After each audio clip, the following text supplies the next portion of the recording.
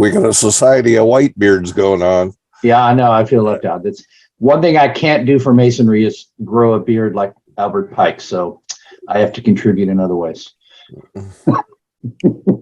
Hello, Christopher. How you going? Good to have you with us, brother. So Dale, you are the, let me get your title right. You are the grand, let's see. I'm the Grand Commander. Go ahead.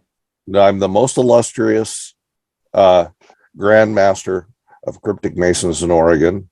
Okay. And the Deputy Grand Commander of Knights Templar in Oregon. Oh, awesome.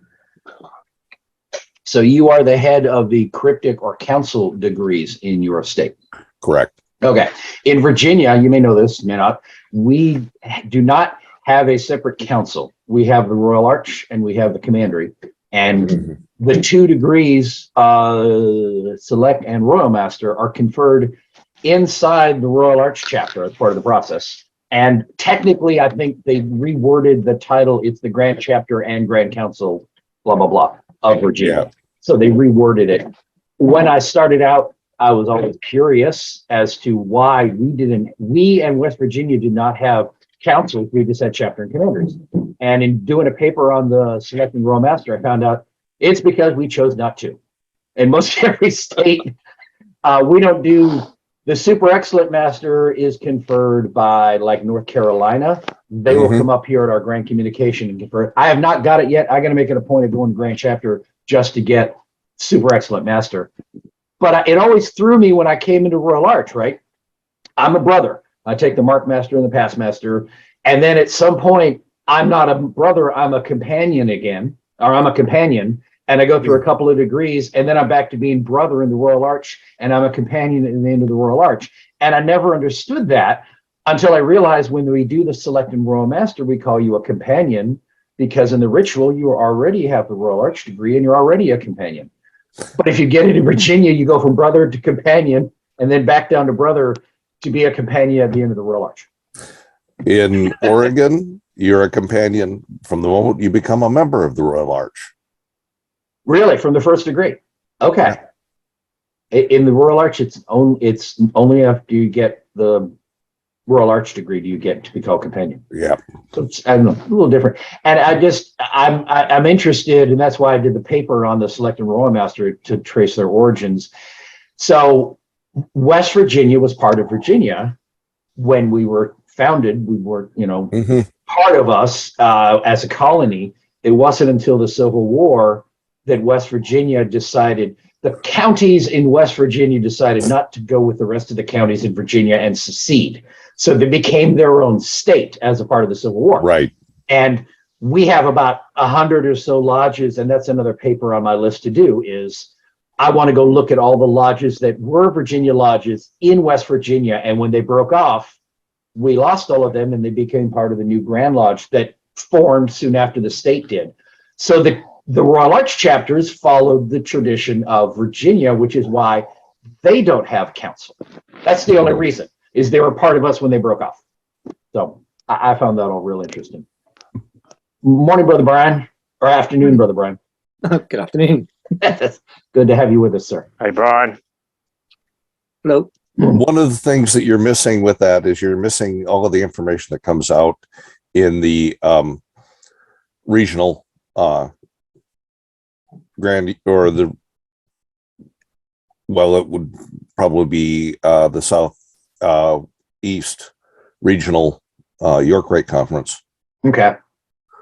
Because there's always a lot of good information, and there's a lot of good fellowship that develops by going to these regional meetings. Because you get, when I go, I've got about 6 or 7 states that actually show up for these meetings. Mm-hmm. Yeah, I intend to be more active in the chapter at some point. Right now, I'm pretty much research and Scottish Rite, and occasionally my Blue Lodge. So there's not enough time to be active in everything, and I keep telling people that is pick 1 or 2, be active in that, and give it your all. Don't let people sucker you in and put you in line in everything you belong to, or you'll never get anything done. Well, I got to agree with you for the most part. Now, if you're retired, that's different. But I'm saying guys in their 20s and 30s and 40s, You Well- can't be effective in everything if you're an officer in everything. It depends on what you choose to do. Right. Morning, Brother John. Nice to have you with us. You have a new logo in your background. Yes, good afternoon then. Yes. Good afternoon to you. Yes. And Brother Coke, good to have you with us. Koch, Coke, Thomas, good to have you with us, Brother Thomas.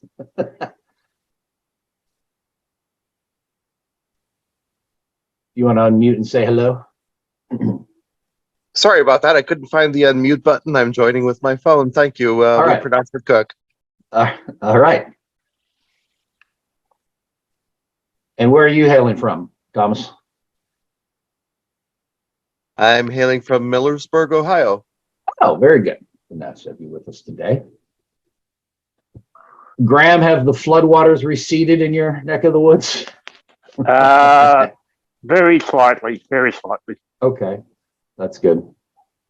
We gotta, I just heard, Alexa just told me, when I was getting dressed, we have a flood warning here in, southeastern Virginia, so we may have some. That generally just means the streets get flooded a little bit. It's not terribly bad. We're at over 100% in our catchment areas. Oh my, And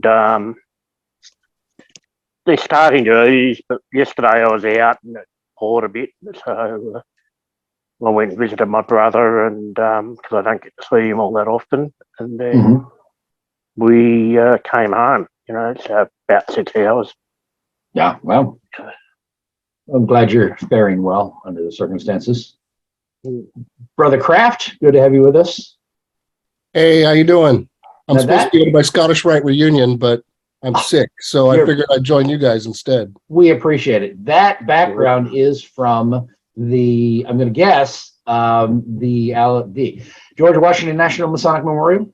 Yeah, that's where my lodge meets. I'm at AW22. Oh, excellent. Okay.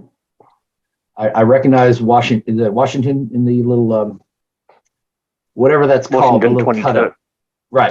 It's Is- I forget what we call it. The hall, the Great Hall, or something. The alcove, is that what, I don't know what the yeah, term maybe is for that's that. it. The alcove, that's Washington then. Okay, very cool. And I love the pillars. I see, because I see the columns, and my first thought is House of the Temple, but no, because I recognize the alcove. Is Emery Potter a worshipful master of that lodge? Sorry, Washington Lodge 22? Is that Emery Potter's lodge? Potter? Potter. I don't know. Is he a past master? He might be a past master. Okay. Right Maybe I now got it it's wrong. Denny. Denny is our. There's two Washington lodges, I think. Right now, Denny Denislav. He's from Romania, one of those countries around there. He's our master this year. That's Oh, interesting. right. Yeah, being close to DC, do you have a lot of foreign brothers active in your lodge? Yes, we have right now we have a guy from Canada. He's, he works at the embassy in Canada. Mhm. And yeah, we do have a lot of foreign visitors, which is kind of nice. Yeah. Which is also why we have to wear tuxes all the time, because we've got a lot of visitors. So that gets Right. to be a pain in the keister sometimes, honestly. At first it Right. feels cool to wear a tux, but after a while it gets old. But I was I'm the degree master for the 32nd degree, and for years we typically do it on a Saturday afternoon. We start in the morning with like the 18th or wherever, and make our way up to the 32nd. And after having to be at the temple at 8 in the morning in a tuxedo and wearing it all day long, people come up to me, "Hey, Chris, can you throw on a black robe and be in this degree and be in that, just be a fill-in?" I finally said, you know what? Is there any reason we have to wear tuxedos? Because like in the 14th, they have to. I think the 4th too. And I finally said, look, I'm a degree master. I'm going to go pick a costume from each of the other degrees, or, about 15 of them. And all of my guys wore a slightly different costume to reflect the 4th degree, the 14th, and so on. And then I took the 32nd degree robe that we had with the big red sash and everything. And I changed our degree. I said, look, we're not wearing tuxedos. And I just show up in either a polo or Scottish Rite polo or just a jacket. And then all day long, I can jump in and out of whatever costume you need. And I'm not wearing a tuxedo all day. So I got smart about it because it gets old wearing a tuxedo all day. So, and now I've been fighting for years. We finally got our 32nd degree on its own night. So like in June, we confer the 4th through the 30th over like a Thursday, which is our stated, and then that Saturday. And then the following in July at our stated, we just open and do the 32nd degree by itself. So more brothers get to be there to see it. And I mean, face it, all you've been in the Scottish Rite, you've been dragging through, a Thursday or Friday and then a Saturday, getting all of the degrees over a long weekend, however many they confer. And by the time you get to the 32nd, you're worn out. And most people don't even stick around. Oh, and John left and came back. So I bucked for years to get it moved to its own night, and now we do it. So more of our members actually see the 32nd who haven't seen it since they got it. And I think it's more well received, and the candidates are fresh to get the 32nd. And again, it's an hour and a half long, so it deserves its own night. So I was glad I was able to push that change through. That sounds like a good deal. Brother Oliveris, nice to have you with us. I want to say hi to the people who came in when I was rambling. And Brother Good morning, Jonathan. Good morning to all. Morning, Brother iPhone and Brother iPhone Mitchell or Michael. And iPhone Michael Mitchell, you're on mute.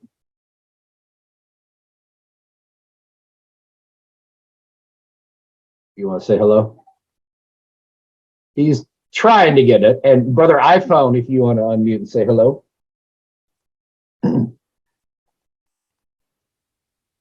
Good morning from Canada. Ah, yes, we have a Canadian representative finally. I was going to make fun of the Canadians, but there weren't any here to make fun of, Ron. So now we typically get a good contingent of Canadians coming out. So good to have you here. Fire away. Yeah, well, we had, Ron, did you say your current master is Canadian or one of your recent? No, we have a Canadian brother Okay. that's been coming to our lodge. He works at the Embassy of Canada. Oh, cool. But no, our current master's from Romania, that's right. Okay. Yeah, one of those around there. Well, you'll find, Ron, and again, this is my stream of consciousness Zoom meeting. When I started this, I picked up a whole number of English, Scottish, Irish, and European Masons, and then quite a few Canadians. I have Cameron Adamson, who's from Winchester Lodge, I think, and he gave a talk, and he invited other people. So we have quite a few Canadian brothers who come out regularly. So I kind of I know I've got a strong Canadian contingent and English contingent here. So we had to make fun of each other. Brother iPhone, you haven't unmuted if you want to say hello. And morning, Brother Kurt. Morning, Brother Chris. Good to see you. You have a flat ceiling over you. Aren't you normally like in a room with a pitched ceiling? Or was that earlier? No? Okay. No. I thought sometime in the past. Okay, maybe it was somebody else then. I thought it was you who had you were in a room that had the pitched ceiling above you. I don't know. Maybe it was someone else. Okay, well, good to have you with us. And Brother Clark coming in. Likely he is in his truck. He's always on the move, but he tunes in when he's here.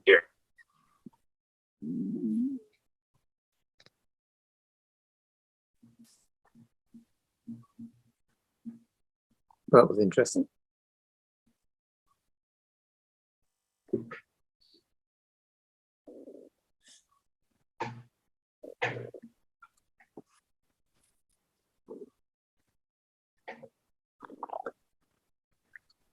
So by the look of it, we've got one Australian, 2 Brits, and a couple of Canadians, and the rest are unfortunately American.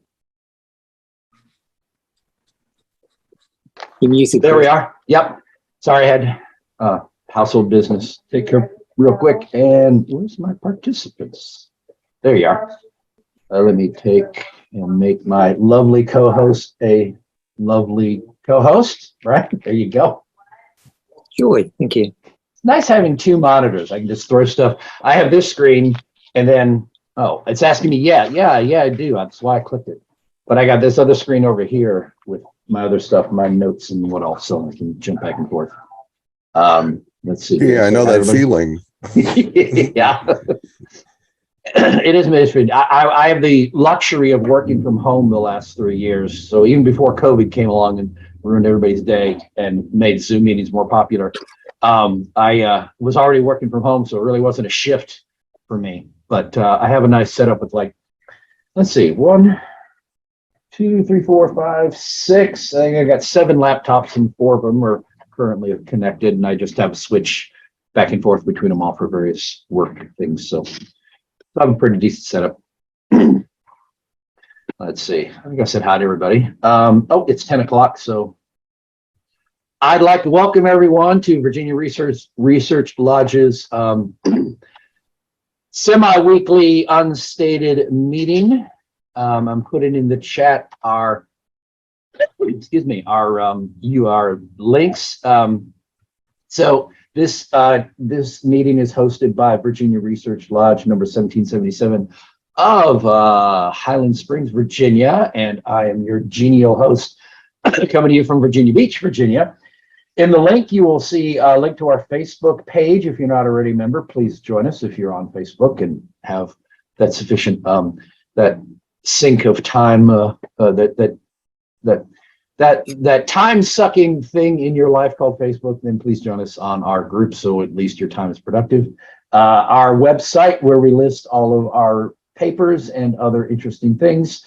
Our YouTube channel that has all of these meetings. And if you're watching us on YouTube, please like and subscribe. And we have a channel that has all of these unstated meetings are posted there, and they're in the unstated meetings playlist. If you go to that channel, you'll be able to find them. And finally, my email address if you want to be added to our mailing list. If you're on Facebook and you want to be on our mailing list, please just message me directly. I like to manage all that through Facebook. That's just easier for me to keep track of all of this stuff. So welcome, everybody. Brother Michael Joyner, good to have you with us, sir. All right. You're muted, but that's okay. Unmute. Whoa, and you're loud. Okay. Sorry. I had the volume about right. I have this one meeting I go to where, one of these work meetings I go to with this one lady, her mic volume is just off the charts. So like I turn it down to come into the meeting because she talks so loudly, and it's her mic, not her per se, but everybody else is fairly quiet. So I kind of like have to turn up the volume enough to hear everybody else. And I keep telling her, it's like, do something about your mic volume. Because she's overpowering when she talks. So I wish there's a way to modulate it that Zoom would like automatically adjust or something. I don't know.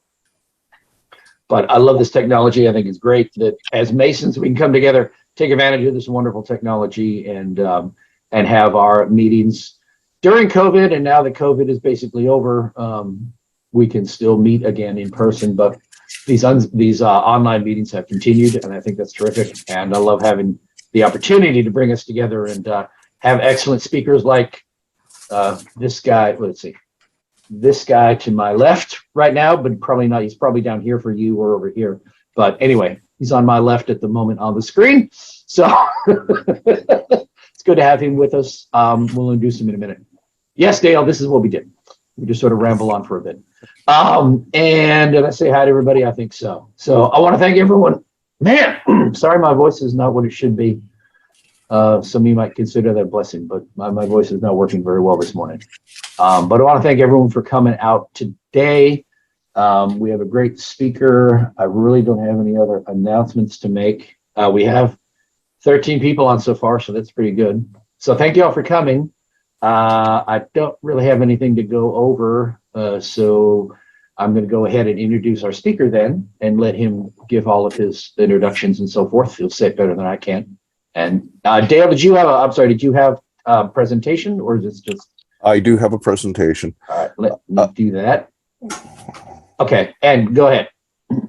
I'm a past master of Research Lodge of Oregon, number 198, Ancient Free and Accepted Masons of Oregon.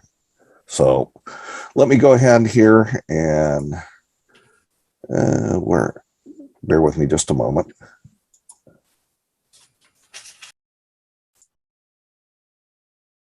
Okay. I can see your screen. Yeah. There we go. Let me go ahead. This I'm going to be talking on the secret of Freemasonry, which is hidden expectations.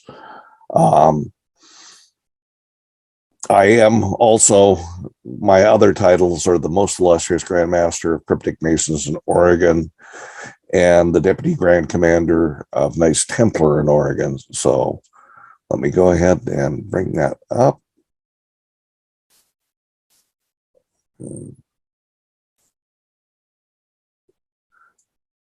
Oh, shoot. Yeah, if you have two screens, it looks kind of funny like that. Yeah, let me take just a moment here. All right, by all means. I'll just fill time, say hi to everybody again. Take your time. Brother iPhone never did hear you. If you want to unmute and say hello so we know who you are. Okay. Ah, that's better. That's better. Oh, and a second here.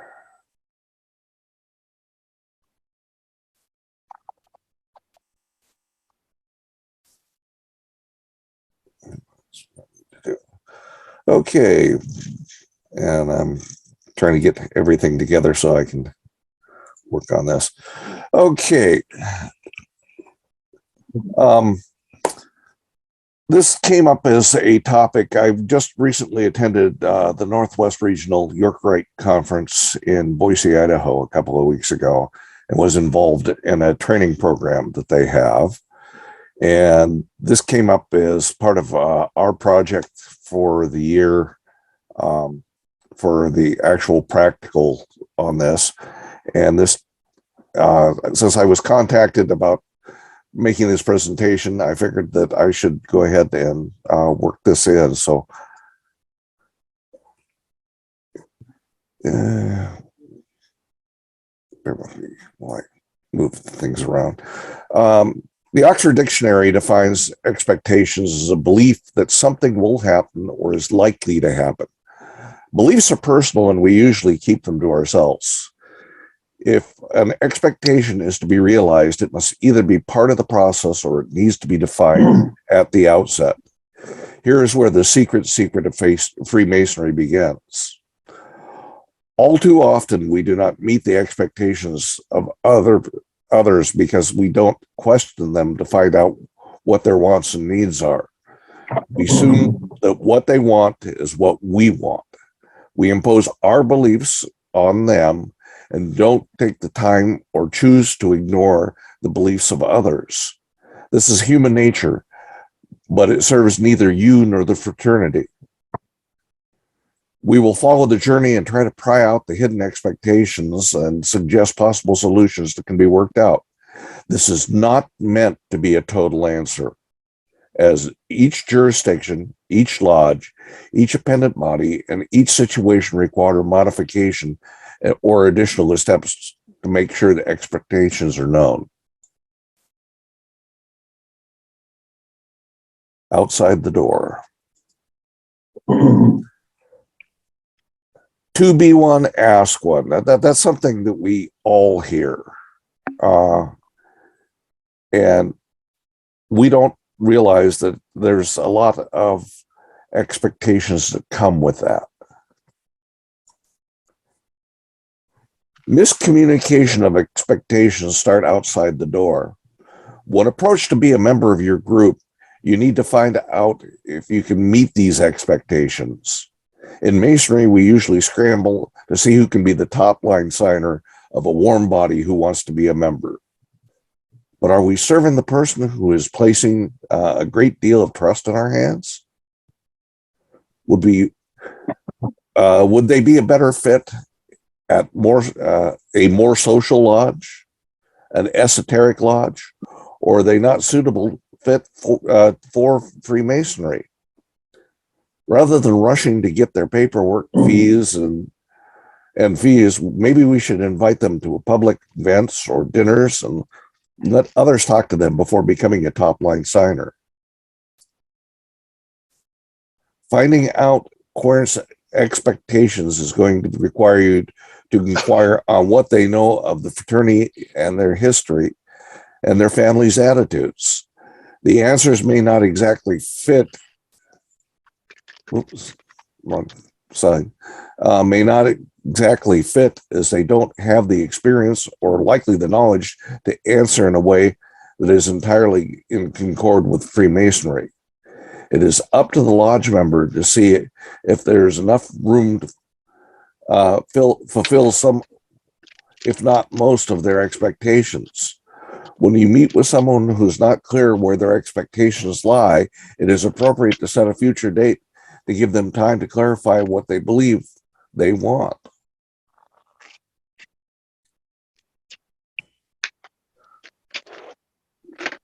Lodge expectations are an entirely different matter.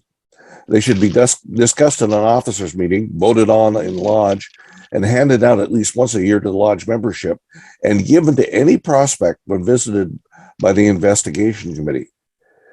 This should include such things as discussion with the prospective member on the process of petitioning for membership, the timelines involved, the requirement for memory work, the requirement to meet with a coach to learn the memory work, and restrictions.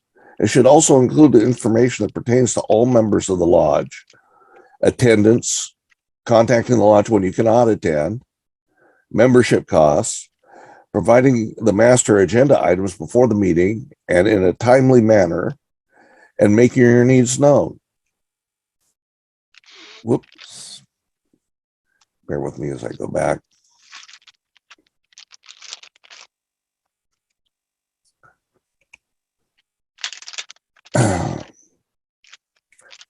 Went through this once.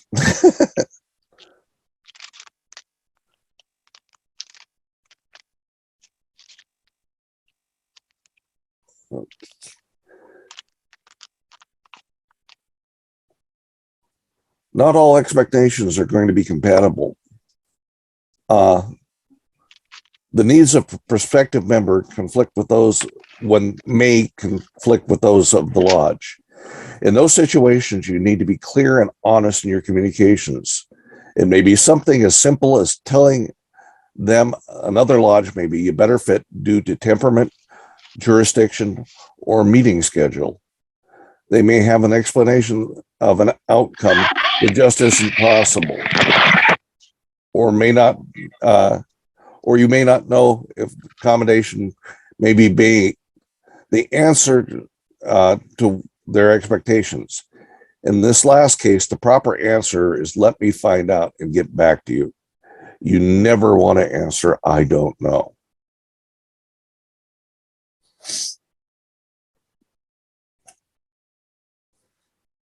One of the greatest expectations, greatest places for expectations is in the preparation room. The candidate is unaware about what is about to occur. What is expected is safety and reassurance. This is a time when the candidate should not be left fully alone. Even in those places where they use a room of reflection, someone should be close at hand if needed.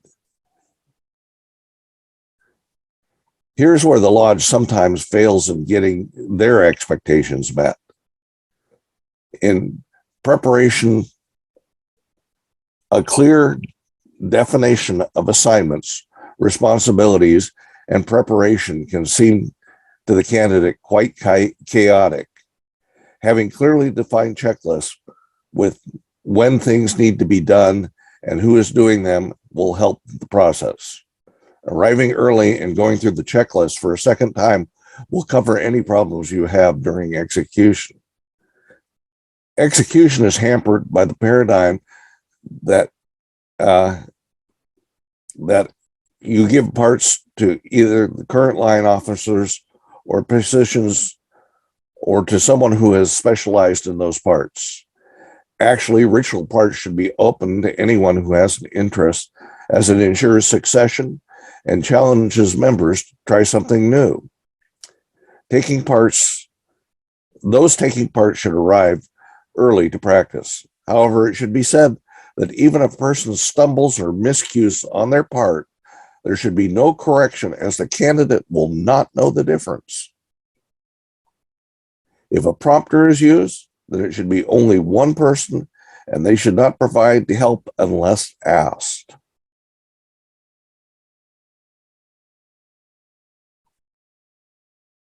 Oops.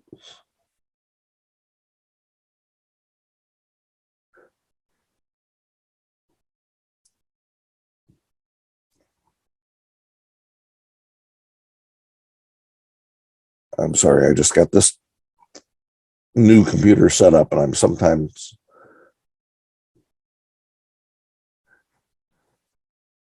the lodge as a whole has expectations of every member. Each member is expected to bring in at least one person to replace him should he leave. It maintains our numbers and allows us to work as Masons. A member should attend every meeting that he can and plan to contact the lodge if he can't attend, so that they will not expect them to be there. This is the most important for the planning process. Members are expected to help in the maintenance of the lodge. That can be either physically doing work or helping raise funds when repairs are outside of the budget. Members should share their talents so they can be used by the lodge. When we apply for the lodge, we list our hobbies, but not our talents. Each one of us has something that is useful to add to the whole.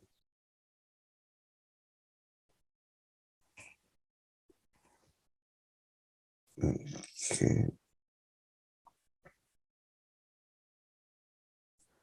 Now that we have introduced the unseen guest in the room, we need to define its size, shape, and try to identify it. There are many ways you can do this, but the more voices that you hear, the clearer the picture will be, and the clearer the way forward will be. Scheduling open discussion on the topic may be one way team building within the lodge. This can be done as part of a regular meeting, or can be done in a less formal setting offsite to encourage participation. This will work well with those who regularly attend, but will not reach those folks that you really need to hear the feedback from. Those who for some reason have stopped attending or have stalled in their degree work. For those folks, you might want to try sending out a survey with a prepaid return envelope to make sure it's easy for them to return the survey. A quick search of the internet or of your library will give you some basics in setting up a survey. I only give the following advice. Keep it positive, clear, short, and avoid using topics that are controversial. After you have completed writing your survey, test it out on a few volunteers before sending it out. You might be surprised what you are asking is not what they read.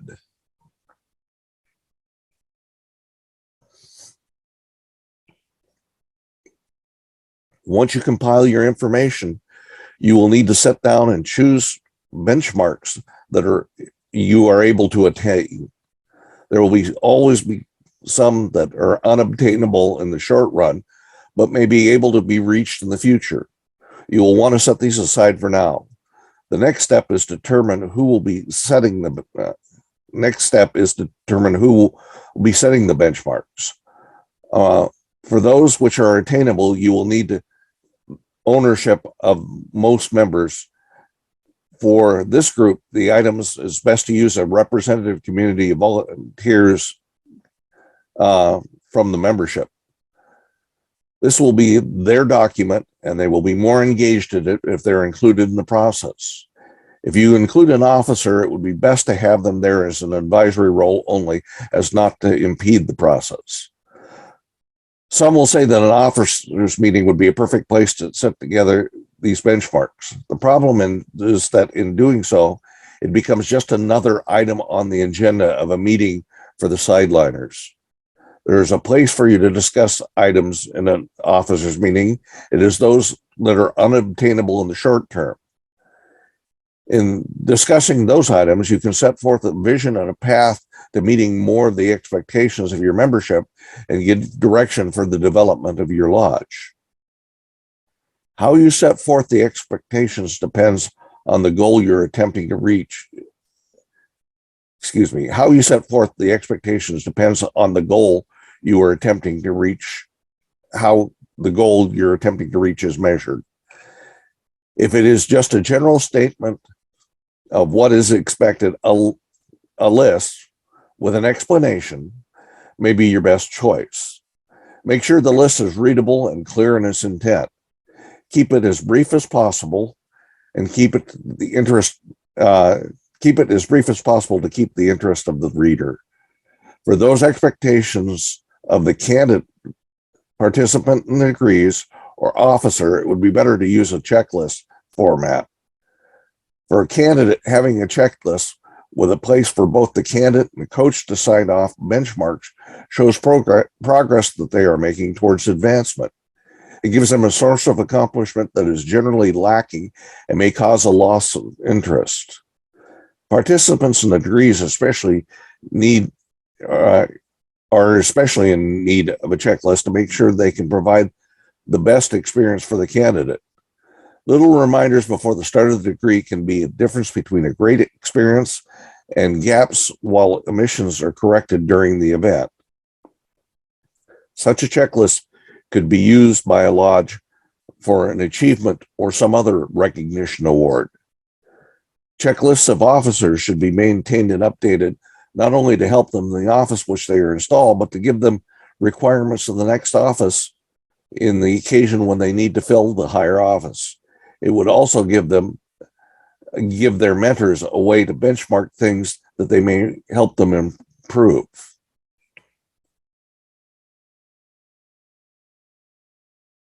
One of the most important part of the benchmarking process is the fact that we will receive information on the failures of expectations. What we do with this information will balance our successes and failures as a lodge. These can be classed as individual or organizational failures.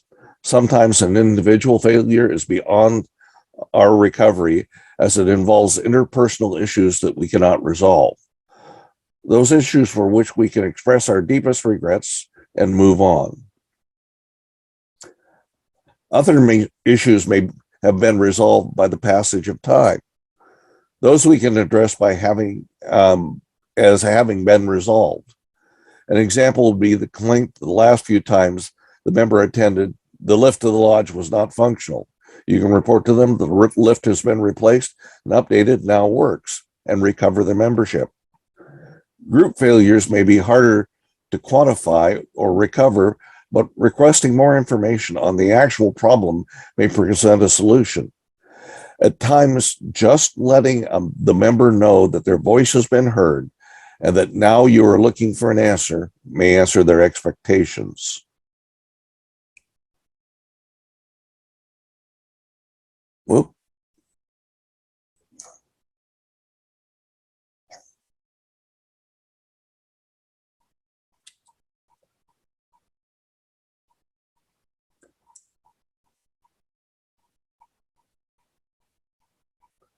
Okay.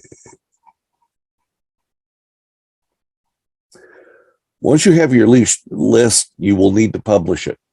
You need to physically print it, create a digital copy, and make it accessible. A tool is only useful when it becomes used. And there we go. And finally,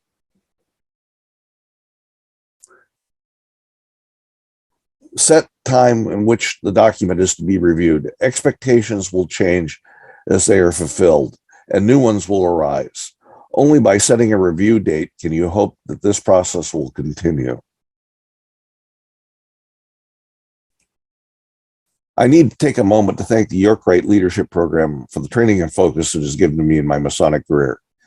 It's not the same as most Masonic programs which strive to teach you the current initiatives or policies of your jurisdiction, but strives to give you the tools in your toolbox to enact those initiatives or policies.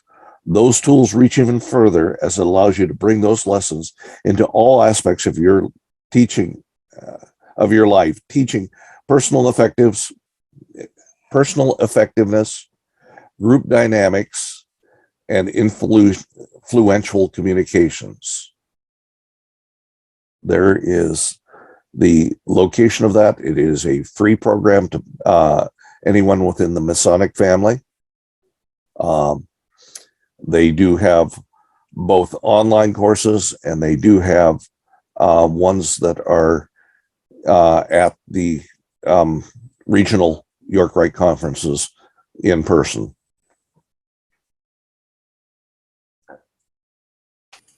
And I would also like to thank Worshipful Brother Christopher W. Douglas for this opportunity to speak today. And that being the end of my short presentation, do we have any questions or comments? Because this is an ongoing process, and I invite any questions or comments that you might have. Thank you. Thank you, Brother Dale. Go ahead, Michael. First, can you put that into the chat link? So, because I'm having a little trouble reading it on the screen. So put that link there into the chat link so I can. I would be more than happy to. Thank you. Secondly, one of my colleagues came up to me at work the other day because, they're starting to return to the office. The people who've been working at home for the last 2 years. And so I think this is all, and he just presented and said he wanted to petition.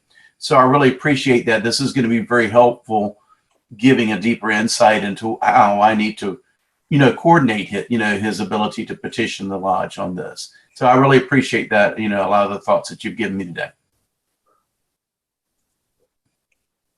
It's one of the things that we don't talk about when we first get a member that comes in, is that we are going to have expectations of the person, and we need to know what their expectations are so that we can try to meet them. I'm going to bring us back here to the main page here.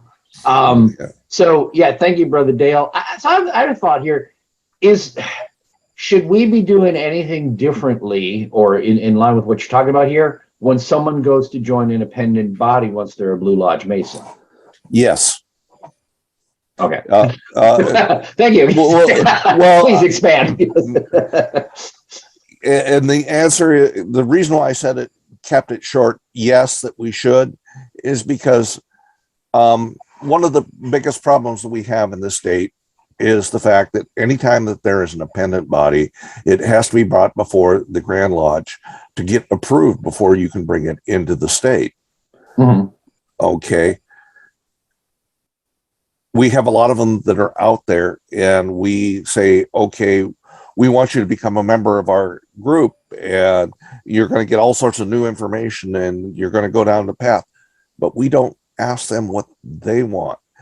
And sometimes my biggest comment whenever I'm asked about appendant bodies is that you don't start building a house from the roof down. You got to work on the foundation before you can ever raise an edifice. And right there, the Blue Lodge is our foundation. And sometimes we don't give a person enough time in the Blue Lodge. Now, the other portion of that is that the Blue Lodge feels that once they've got a warm body and once they've been proved up, we're going to put them into a chair. And are we meeting their expectations of learning what they need to know by throwing them into a chair and then making them master in 2 or 3 years?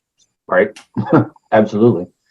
I will say this about appendant bodies, and I tell you, being on social media, as much as a tremendous waste of time that it is, I've tried to get something useful out of it.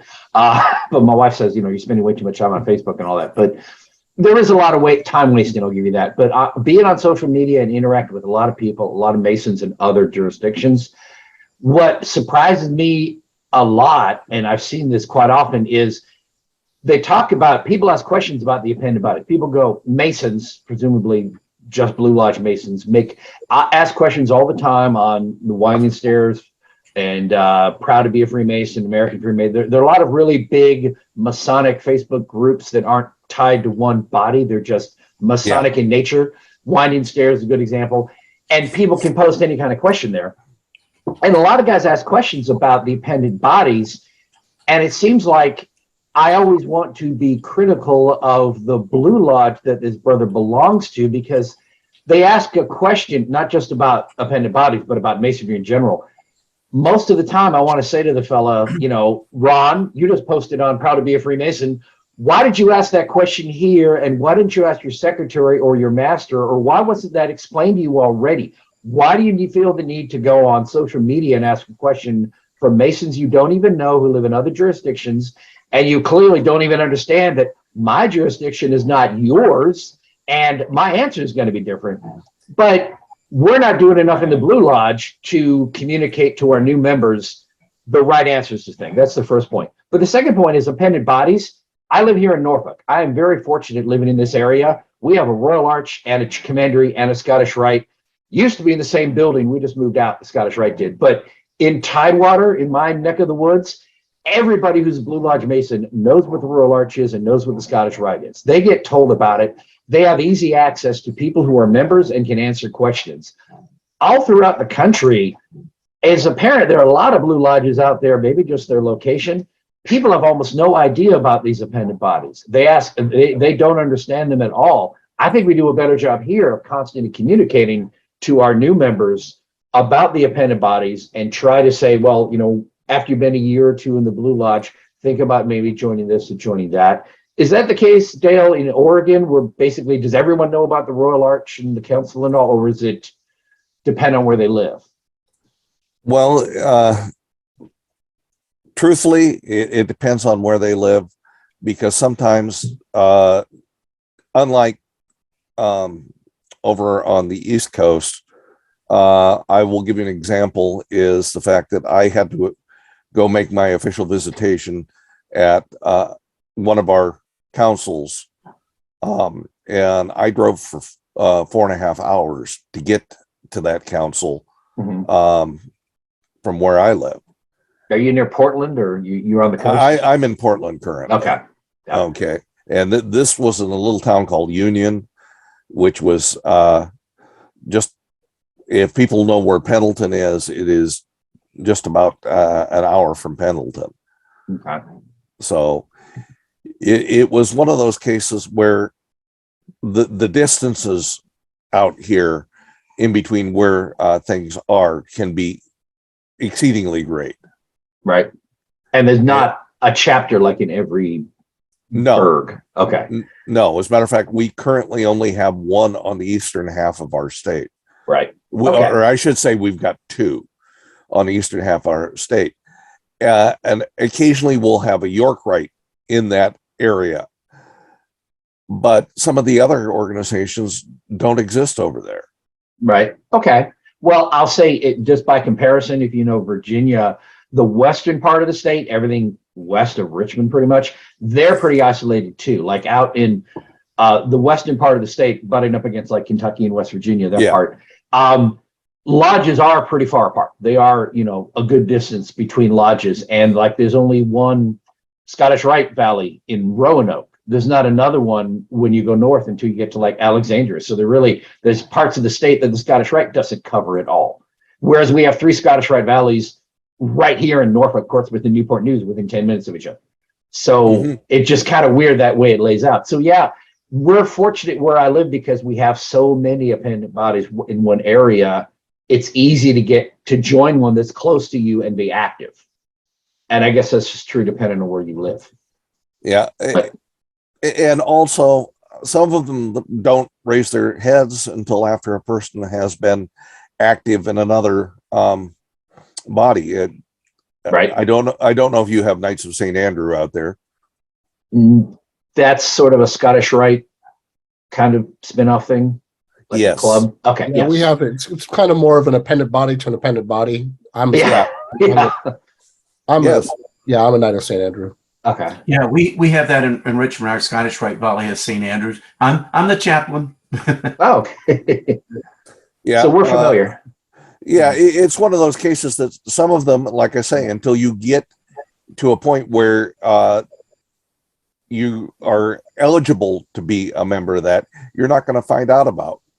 I will say, as a York Rite Mason, that I basically have my dues cards by the pound now. Yes. Well, the York Rite does seem it does seem to be like this Fibonacci sequence of constantly spinning off new appendant bodies. The more you join, the more become available to you. I've noticed that. Well, it isn't that they're new appendant bodies. These are a lot of them have been around, but have been brought in within the scope of the York Rite because you need to have certain lessons before you can be invited into these. These are mostly invitational bodies. Well, I'm saying new to you, like you know about the chapter. You join the chapter, and then you get invited to join this, and then you join that, and you get invited to join this. But my original question, to go back to it though, is I guess what do we need to be asking a Blue Lodge Mason before he joins the Scottish Rite? And I think you kind of touched on it. Ask them, because honestly, I don't think we do a good enough job, other than saying, and here in Virginia we may be different. You have to have a past master's degree before you can be installed junior warden of your lodge, which means every Mason in Virginia who's going to be master one day either joins the chapter or gets a provisional degree. And for the longest time, in our area at least, you had to join the chapter. We didn't even tell you there was an option to get a provisional degree. You had to join the chapter to be master of your lodge. So the Royal Arch naturally got people to join until the Grand Lodge started cracking down and saying, no, you will participate and you will assist the district deputies in making a provisional lodge available. Not everybody has to join your chapter. Mm-hmm. But it's, I think in the Scottish Rite, we make an effort when we go and talk about it to explain what it's about. It's the College of Masonry, and we try to explain more of what they're getting. But I think that's important if you're recruiting, and we're allowed to recruit, of course. Once you're in the Blue Lodge, it's open season on you now. We need to explain better to a potential member, if you join the chapter, here's what it's like, here's what you can expect. What are your expectations from joining an appendant body? This ties into what you were saying. And are you going to get it with joining the chapter, or should you go look at Scottish Rite? But that's heresy, because if you tell people that, it's like, no, we need to bring them in this. We always need to be constantly bringing in the appendant bodies. We just want them to sign up. And I think we need to do them the service of saying, here's what you're going to get out of the Scottish Rite. Here's what you're going to get out of the chapter. You can join both, but we need to set their expectations, much like you're saying there. Yeah, well, and that's where it comes down to where we're keeping the secret from ourselves. Mm-hmm. And as you were saying, is it in the best interest of the candidate that you're trying to bring into one of the rites to join the rites? It might be something that they want to have, 3 or 4 years down the road, but they're not ready to do it at the present time. They need to find out more about being what it means to be a Mason. True. Very true. I will say this. The shrine, I don't think there's a single man out there who joined the shrine who didn't get exactly what he expected to get. If nothing else, the shrine makes it clear to you what kind of organization you're joining. I'm not in the shrine myself. I see nothing in my interest there with research and Masonic education. I really don't see that as a place to go. So more power to them with what they do. But it's just one of those things I never joined when I was younger, and I don't see the appeal now. I see the appeal for some people. That's what they're looking for. Great. But there's nothing in there that I'd get involved with that really went down my alley. So it's not worth the money and the time for me. But that's just me, But at least if you join the shrine, you're joining a party and organization. You're going to have a good time. Yeah.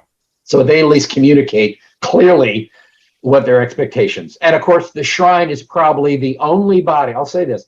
The shrine is probably the only appendant body out there that actively seeks to bring in non-Masons. They go out and find guys to join the shrine, and it's, well, you got to join this first.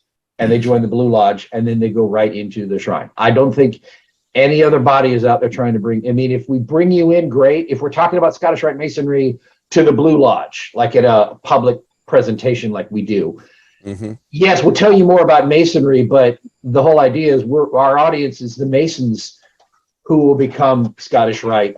But if we can reach somebody who happens to be there who's not even a Mason, we'll tell you enough about Masonry to get you interested. But the Shrine is actively going out to find members who are not Masons at all. And that way, to them, my opinion, Masonry is just a stepping stone. You need to tick off this checkbox of getting in the Blue Lodge. Then you're in the Shrine where you want to be, and that's where your focus is going to be. Just my take. If I'm wrong, tell me I'm wrong, but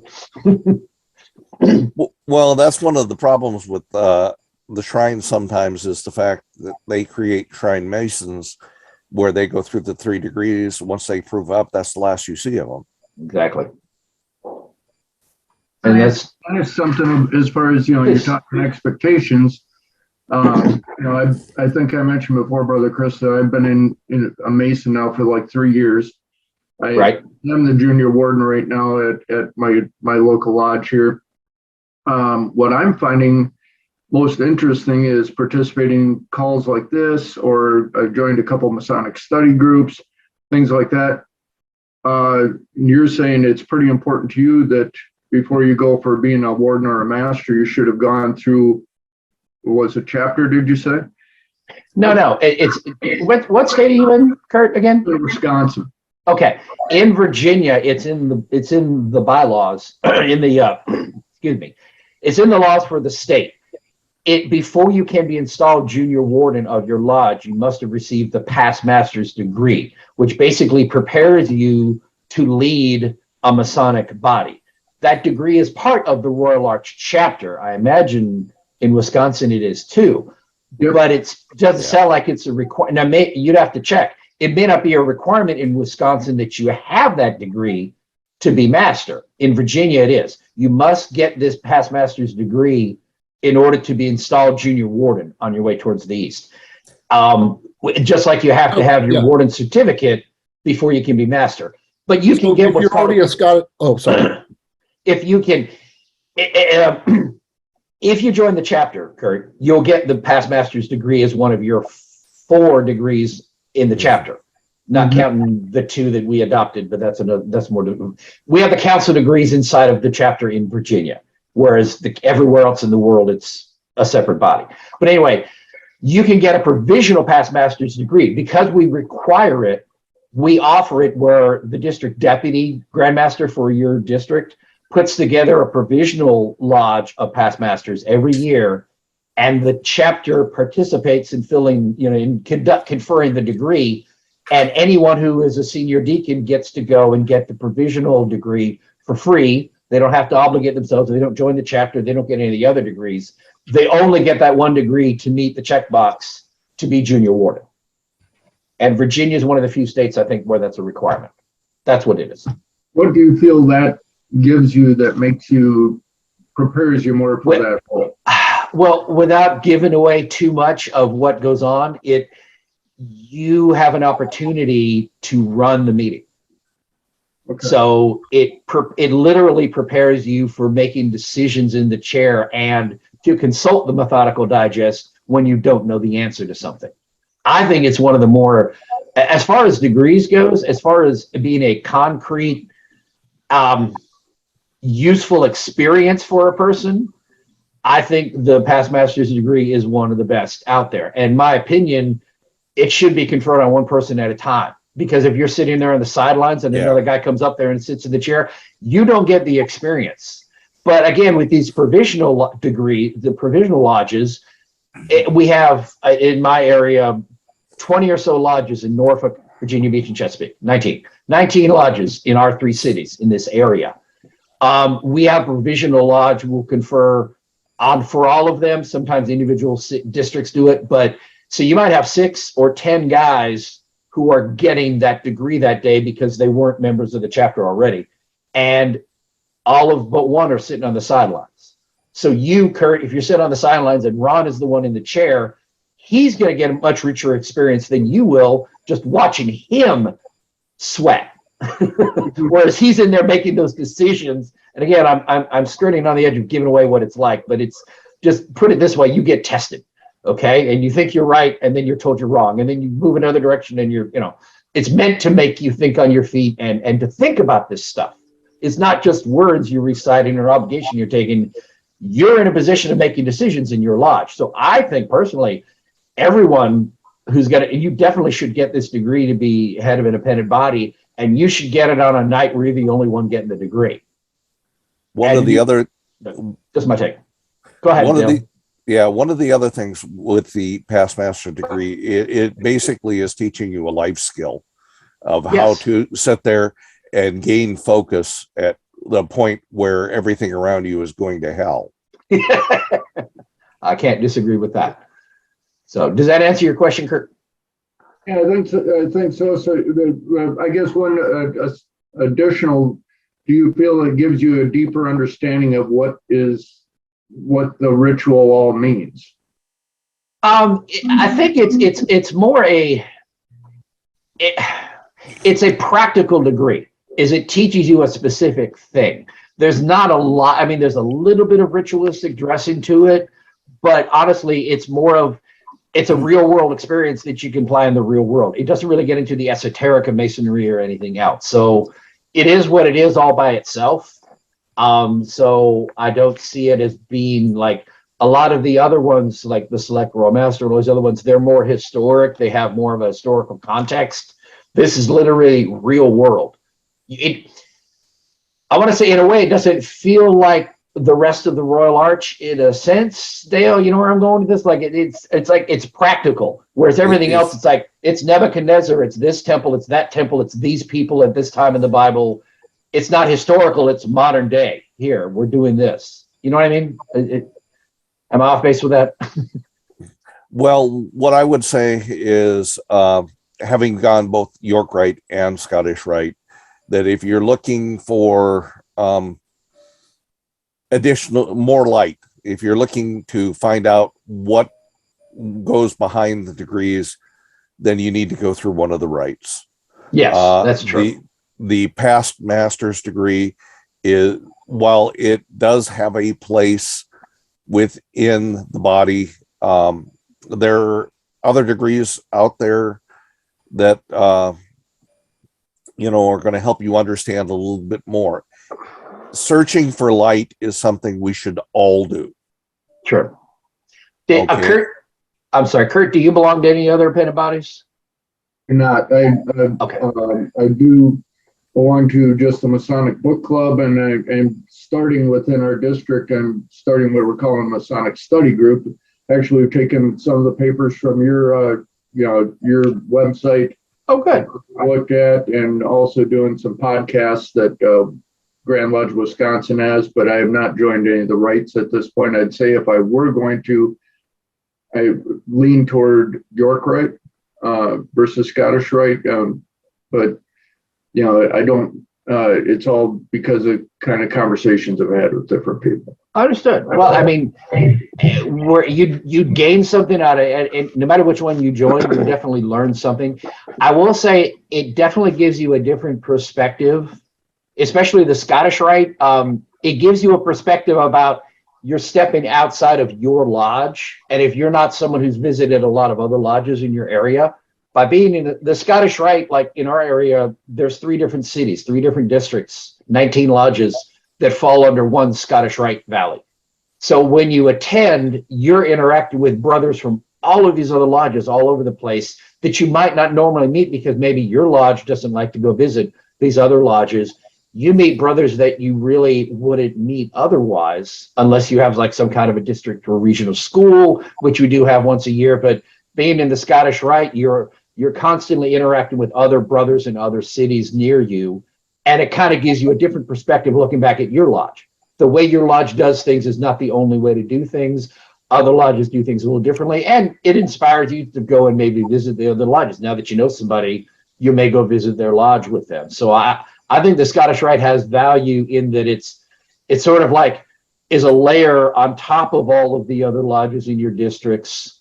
And that kind of lets you interact with all of them. And if we're doing our job well, the Scottish Rite is turning around and supporting those lodges in ways we can, and kind of bringing people together, if that makes sense. It definitely gives you a different perspective, another way to look at your Blue Lodge experience. Whereas if you only belong to the Blue Lodge, you only know what your Blue Lodge does things, and you may think that's all there is to Masonry is the way we do things. And visiting other lodges, period, gives you a different perspective. Like, oh, well, you guys do things different over here.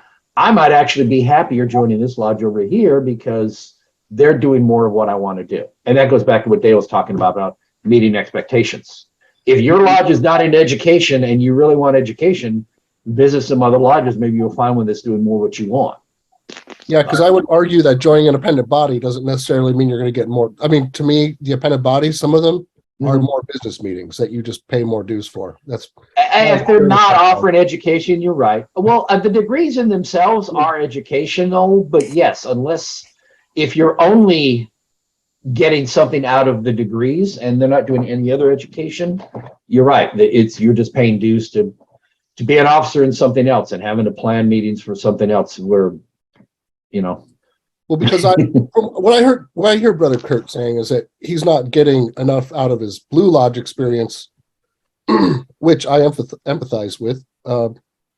I'm doing the same thing where I'm forcing people in my lodge to get education stuff, or I'm bringing it forward. Not all of them are interested in it, but I would give you that you don't necessarily. I encourage anyone to join. I love Scottish Rite personally. But you're in the northern jurisdiction, so I hear mixed reviews with northern jurisdiction.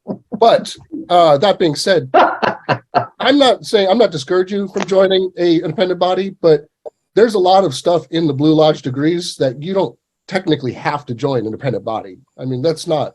This is true. This is true. You can look. You've probably at your lodge you might have Mackey's encyclopedias or something like that. You just pick a topic out of the ritual and grab the encyclopedia or grab Coyle's encyclopedia or whatever. There's a ton of these different resources that we have. And you could do 30 minutes worth of research and come up with, hey, the perfect points of entrance, they mean this, or, they come from this or whatever. That's what I like to try to do in my lodge. Like I said, it's mixed results. Some people think I'm the weird one in the lodge, but I don't care. Well, you are, but that's okay. I didn't take up that. I'd like to. I'm sorry, Michael. Go ahead, Michael. No, well, going back to, I think all this applies to what we were saying at the beginning, when you have a new candidate, because I think you should always encourage your candidate to visit multiple lodges during their dinners, because like you were saying, every lodge has its own personality. Yes. And it's like, you can't try on one pair of shoes and know that's the shoes. So many lodges, have their own personality, and you do want to look for the lodge that you're going to feel most comfortable with. That, again, as you were saying, better meets the expectations for you, what you're going to have lodge. And you get a feel for that when you're visiting other lodges as a candidate before you finalize your petition. But just to echo what you're saying about the Scottish Rite, like for me, I enjoy the Scottish Rite, but I get more out of the degree work when they're done properly. That's where a lot of the educational element comes from me, being a participant in the degree teams. And I found that, again, within Scottish Rite, that's to be my niche. Whereas with Royal Arch, I've been in that just less than a year. I'm still kind of sitting back and learning that. And maybe that's going to be my space there as well. But I think sometimes we forget that, that literally everything from the 4th to the 32nd and probably the 33rd degree is a 1 to 3 act play within the Scottish Rite, and we rarely ever see all of them done. So it might take a couple of years before you see each of these, ritual degrees done. And I think that each time, even when I've been in one I've seen before, I get something out of it. And I think that's, for example, just to put in a plug for that one.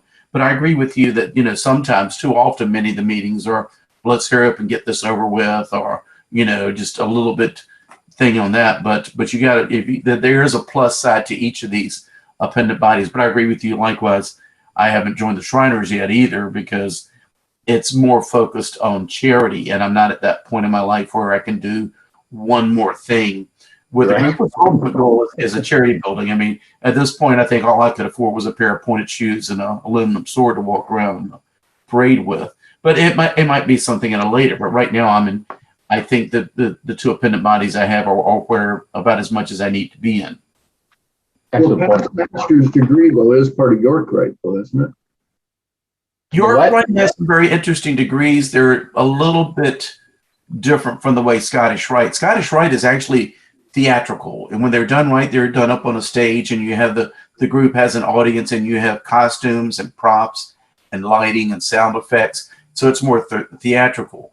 Royal Arch degrees, without giving anything away, is more like a Blue Lodge degree in which you're participating in a ritual there on the lodge floor. I'll say this: in that aspect. There are costumes in the Royal Arch too. There should be, but I would say, Kurt, and I was really active in the Royal Arch when I was coming along through, early on, back like in the 90s. I have not been as active in recent years. I've been much more Scottish Rite lately myself. The Royal Arch degree feels more like the Blue Lodge in that it's a smaller group of men, like 20 to 30. It's typically, they're drawn, like in our area, we had 2 Royal Arch chapters, mine folded and merged in the other one. But pretty much the members of these lodges were in this Royal Arch chapter, and the members of these lodges were in the other one. And you saw the same people consistently in the Royal Arch. The chapter feels more like the Blue Lodge. The degrees are much more directly relatable to Hiram and other, it feels like you're getting the end of the story by the time you get the Royal Arch degree. So it is just as far as an everyday feel, other than the fact we're wearing red blazers, and it's a red carpet, not a blue one, at least in the building we're in. You relate to it more like a Blue Lodge. It seems like the same size group of Masons. It's got a similar feel with the East, West, and South and everything. Whereas the Scottish Rite feels quite different because there's like 7 officers. It's usually in a much larger room, and the degrees are a whole. In the Royal Arch, for example, Kurt, there's 3 nights to get all 6 degrees here in Virginia. So you join the Royal Arch, you're going to get 2 of your degrees one night and get the other 3 a month from now, and then get the Royal Arch degree 2 months from now, something like that, right? But you don't have to prove up or do a catechism or anything. You just simply, you just go through each of the degrees, but they do them on separate nights. The Scottish Rite has what we call reunions. We only do them twice a year. Right now, we're only doing them once a year, and we go from the 4th through the 32nd. We only have to do 5 degrees, and we try to do some of the other ones, but 5 are required, and you get it over the course of like a long weekend. So, and you just go from one to the next, and it's like there's an audience of all these people, and you're watching the degree. So it's a very different experience. And in the actual meetings, there's usually more people. There's more officers on the floor. The ritual is totally different from the Blue Lodge. You don't relate it directly to the Blue Lodge. Scottish Rite doesn't feel like the Blue Lodge as far as when you're in the meetings, whereas Royal Arch very much does, if that helps. So you're lucky, Christopher. What's that? What's that, Graham? Where I come from, I'll make 4 points. First of all, the Scottish Rite. I'm a member of the Rose Choir, the 18th, and I joined that pretty much after I became a Master Mason. So I jumped all these marks and the arch and all these other little things along the way, the chapter, whatever. So I went from the 3rd degree to the 18th degree within 6 months. Right. And when I did the 18th, the Rose Choir degree, they took you through, or they conferred 4 to 17. And then they did the 18th. And so, and that's where you sit until they jump you, right, after 5 years, from the 18th to the 30th. And then you've got to wait until somebody dies, effectively, to be able to go from the 30th to the 31st to the 32nd, and then they confer, if you're good enough, the 33rd. Right. So that's one point. The other point is communication. We've mentioned this before. My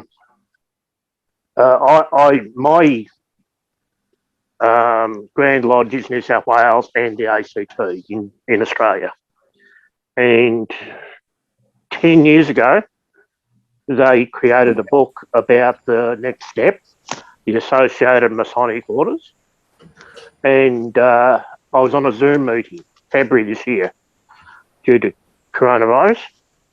And one of the Grand Lodge team members in my area, my district, mentioned Grand Lodge have put out this book. Every Master Mason would have received it. I'm going, no, I haven't received mine. So I rang the Grand Lodge and I said, oh, you got this magazine or something about the other degrees, the next step in Freemasonry. Can you send me a copy? Oh, how many would you like? Oh, 1 or 2 will do. She sent me half a dozen. It's outdated, right? But it's outdated by 10 years. So I've been in Freemasonry 25, 26 years now. And so I should have got this 10 years ago. Right. Sent to me in the mail. And I never did. That's fine. So that's 2 points. And it's outdated. And as we've heard tonight from the lecturer, you've got to update your information. You know. The third point is the leadership. We have two leadership programs, or one leadership program with 2 sides to it. And that is the junior warden goes and does a day's course, or it might be a weekend course. And after that, he gets a certificate and he gets a little blue badge to say he's part of the leadership team, done the leadership course. And he can wear that on his lapel. And, well, I've done points to his little, I've done a leadership course. And the senior warden does a similar course the year after. And that prepares him to be the master. And he gets did I say blue? No. So one of them's green and the other one's blue. So you take the green one off and you put the blue one there and you say, oh, well, I've done this course, And so they do that once every year. But the other members of the lodge, the other officers and all that, they're just stuck with maybe a lodge of instruction once a month if they want to attend, or the rehearsal, which is in some cases 1 or 2 days before the meeting, when others it might be a couple of weeks before the meeting. We're not educating people, we're not telling them, we're not identifying what skills they have and how they can contribute. And You're to not maintain meeting membership, you're not meeting you've their got to be able to do that. expectations. Absolutely.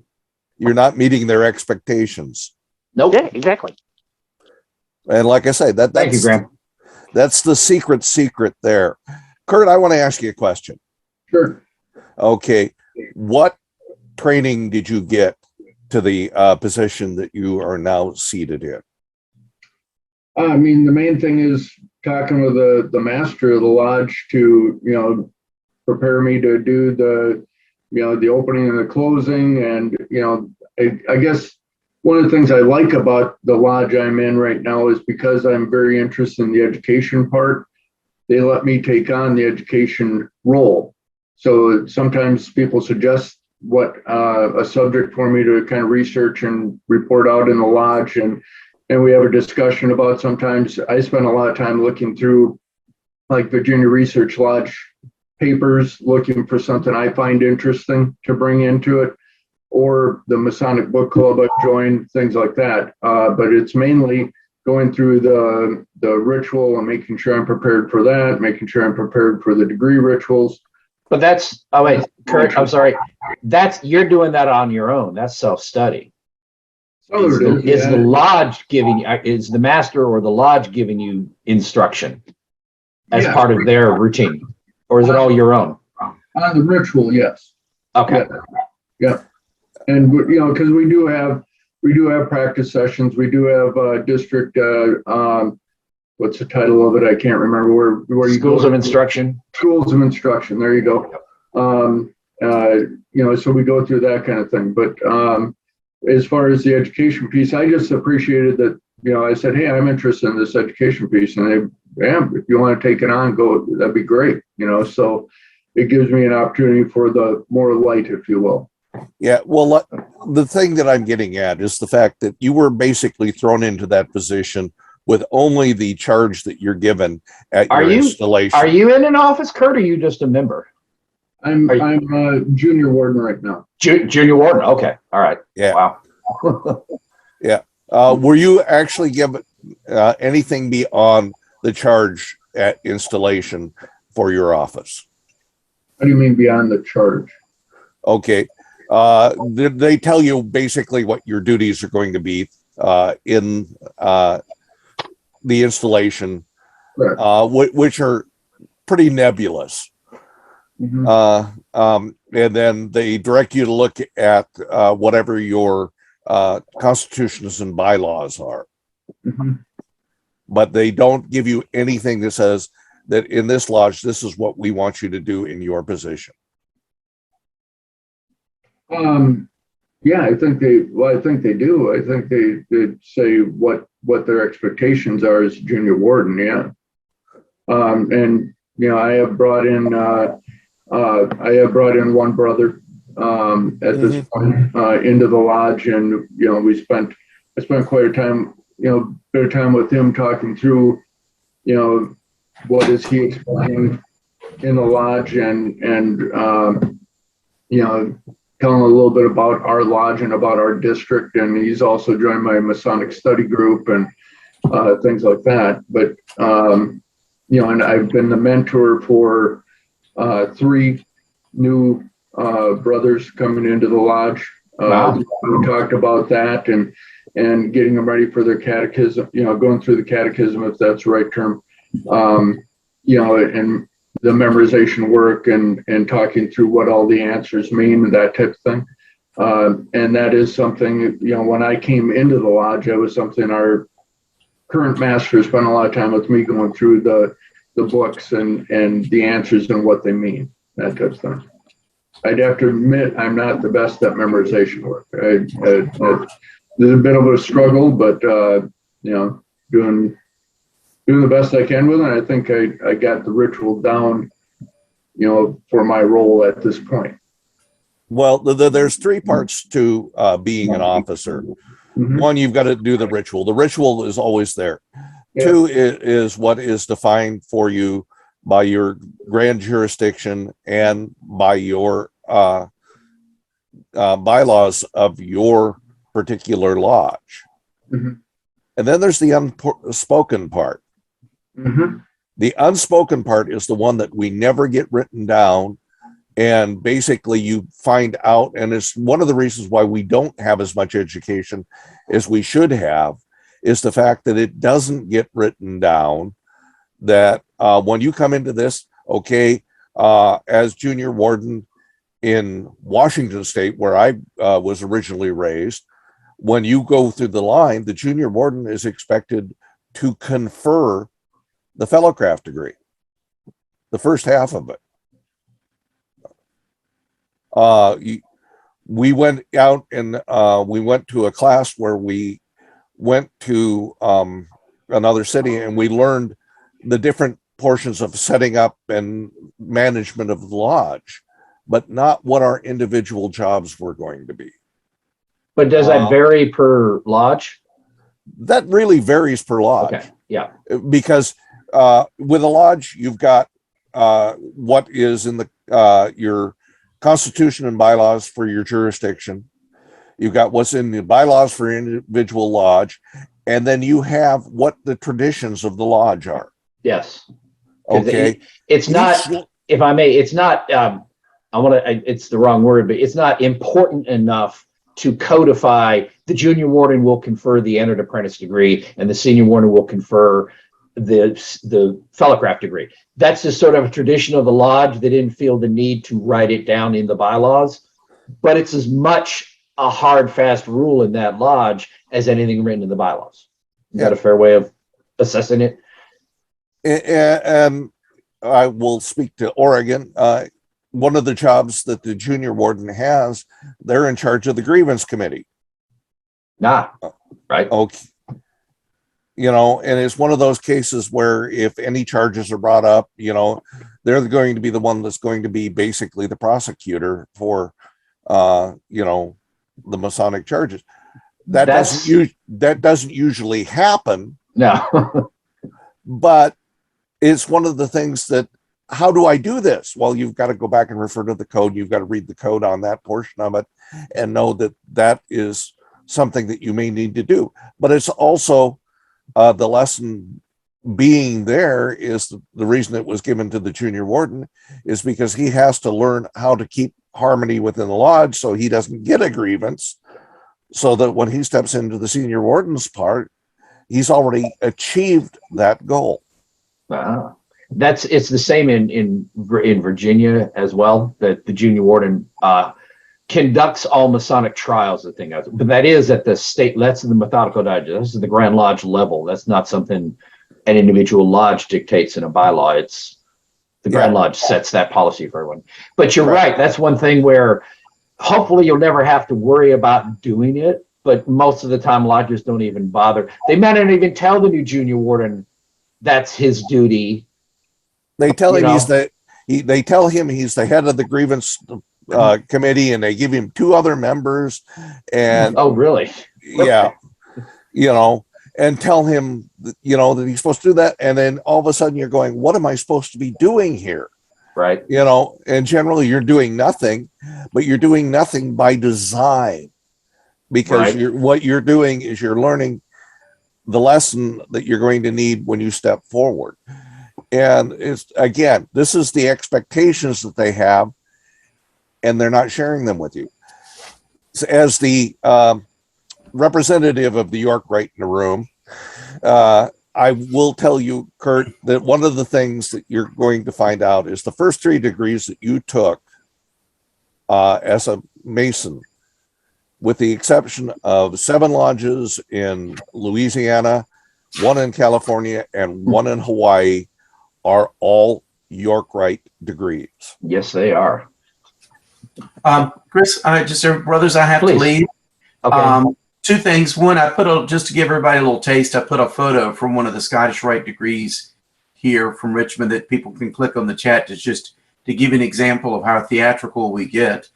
And secondly, I just wish everybody a great day. I'm going to attend a table lodge for the 100th anniversary of Temple Number 9, which, Chris, you may know the place. It's going to be over the Babcock Temple.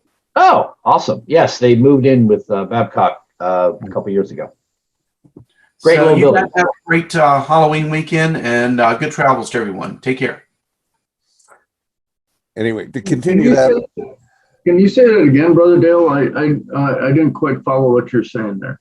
On the first 3 degrees, the entered apprentice, the fellow craft, and the master mason are York Rite degrees. Okay. So there are Scottish Rite degrees. There are 7 lodges in Louisiana, 1 in California, and 1 in Hawaii that I'm aware of that do what is called the Red Lodge degrees, which is the Scottish Rite degrees. And those provide a different take on the first 3 degrees of Masonry. The reason why the York Rite, and I can speak to this because I'm a demitted 32nd degree Scottish Rite Mason, but the reason why the chapter, the council, and the commandery are different from that, from the Scottish Rite, is the fact that you can go into the chapter and not ever go on to the council or the commandery. They are individually governed. They're governed as a reflection of the Blue Lodge, the Grand Lodge of your state. So they are a reflection of that, and they are the people are elevated from the membership and return to the membership after they've been elevated. Right. Okay. So basically they have their own charters, they have their own meetings, they have their own elected officers, your own dues, whatever. So if you join the chapter, you pay dues to the chapter. You then can go petition and join the council and belong to the council and be an officer there and pay dues. And then when you're ready, you go join the commandery. You're paying dues there, different officers there. Now, in Virginia, especially if you're active in the chapter, you tend to be active in the commandery, and you may be in line in both. If you're new to both and you're active in both, you may be going through the chairs in both at the same time. Typically, people do. The Scottish Rite is one body that you pay dues to, but it's actually 4 separate bodies, but it's one body. There's one secretary for all of it. You pay your dues once to the Scottish Rite that year, but you're actually a member of 4 different bodies. So all of the 29 degrees that you get in the Scottish Rite, it's broken up into 4 separate bodies. There was a time in this country when you would have a Lodge of Perfection, which is the 4th through the 14th degree, and that might be the only Scottish Rite body in that part of the state. So when we started out, when Scottish Rite started spreading, you literally had a Lodge of Perfection. You could join petition and join them, and they give you through the 14th, and it'd be years before they chartered the chapter of Rose Croix to get the 15th through the 18th. We're at a point now where every Scottish Rite, pretty much everywhere, if I'm not mistaken, you've got all 4 bodies in one big body called a valley, and we have elected officers in each of those 4 bodies, but we all meet collectively. So it's a little bit different. They're not, but it's fun because I found out that in Norfolk Valley, we have the Norfolk Valley Lodge of Perfection, the Norfolk chapter of Rose Croix, the Norfolk, Council of Kadosh, I got this out of order, and the Norfolk Consistory. At one time, those 4 bodies were named after individual Masons. So like it was the Kurt Sorensen Lodge of Perfection and the Ron Kraft chapter of Rose Croix and so on. They were named for individual Scottish Rite Masons. And at some point they said, look, we're just going to rename all of them and we're just going to be Norfolk. But what's interesting is our original Lodge of Perfection, at least, Albert Pike constituted it. He came in and put together, he was there at the start of our first valley, which is very cool. So Virginia Scottish Rite Masonry came into being when Albert Pike was the Grand Commander of the Southern Jurisdiction. So that's kind of cool. So we got a direct tie to Albert Pike. Albert Pike, you probably heard of, Kurt. He's very prominent in Scottish Rite Masonry. He basically rewrote all of our degrees. He was Grand Commander for like 30 some years. Very interesting fellow, wrote Morals and Dogma, wrote a lot of books. Prolific author, very interesting life. So if you're in the Scottish Rite, you hear about Albert Pike again and again and again. Okay. I haven't hammered through all of Morals and Dogma yet, but I have seen quite a bit about Albert Pike. Yeah. Mm-hmm. Yeah, it's the world's greatest cure for insomnia. Yes, it does. Yes, I will give you that. Anyway, we read the first 5 pages like a couple different times just to kind of get it all sink in. If you have problems going to sleep, just pick it up, read through about 5 or 6 pages. You're out like a light. Anyway, what I was going to continue on saying is the fact Dale, that I'm sorry, one moment, please. I was going to answer Jonathan's question to the group. No, if you join the Scottish Rite, you only pay dues in America. Now, Graham pointed out how in Australia and other countries, Brian can attest to this, it's very different. But in America, in the Southern jurisdiction, which is most of the US, or the Northern jurisdiction, which is like 10 states, 15 states, 13 states, the northeast corner of the country. In these 2 jurisdictions in the US, you join a valley and you get the 4th through the 32nd degrees over a course of like a week. And then you're a dues paying member after you get the 14th degree. But you get all of the degrees in a very short time, and then you're a full member. The dues are the same, and everyone is a 32nd degree within like a week. Everybody gets all of the degrees. So we're all 32nds most of our careers. And then at some point, some of us get the KCCH, some of us get the 33rd, but we're all 32nd degree, and it's one body, one set of dues, if that answered your question. Whereas in other countries, you literally wait years to go from the 14th to the 18th. It's set up quite different. Sorry, go ahead, Dale. Yeah, the other thing that I was going to say is the one thing that I find with the York Rite is if you look at the emblem, you'll see that the bottom of one is always going to be the Blue Lodge. And I find that the biggest emphasis that you're going to find within the York Rite itself is support of the Blue Lodge. Indeed. And now we have a lull. Everybody wanted to talk on top of each other, and now we have a lull. Go ahead, Ron. I was say, Dale, thank you for the presentation. I kind of want to jump back to what you were talking about, setting expectations, because I was wrestling with this recently with some of my brothers. You know, I'm a catechism coach and a mentor, so like I'm really frustrated when we bring someone in, and I'm a busy guy myself. I work in Washington, D.C. I have 2 kids, and you know, I come to lodge on the nights I say I'm going to be at lodge, but I keep having these like these guys that, you know, we sign up, we get them through, and I'm meeting them for catechism, and they're nowhere to be found. I'm like, dude, they're always like, I'm busy. You know, okay, you're busier than I am, really? I make time to be here. It's just it's aggravating to me. It's gotten to the point where I don't want to sign. I don't want to be a first line signer for anyone anymore. One of the things I would tell you with that is, well, I got something I want to tell you, and then I've got a question. Okay, the thing that I want to tell you is that's where sitting there and putting the expectations is that you will need to do the memory work. This is where it's located. That you will need to meet with your coach on a regular basis, and then we're going to sit there and go over such things as your obligation. You know, the walk through the lodge, you know, and we're going to sign them off as we go along. We're going to sit there and benchmark certain sections that you have to have done. And by the time you get done with all of them, then you're ready to go out and do your catechism. And by doing it where you're signing off on it and they're signing off, they're saying that they're ready. You sit there and listen to them and say, yeah, they are ready for this. It's going to give them a progression that they're going along, and they know right up front, because they're told that they're going to have to meet with their coach on a regular basis, that they'll make plans for it.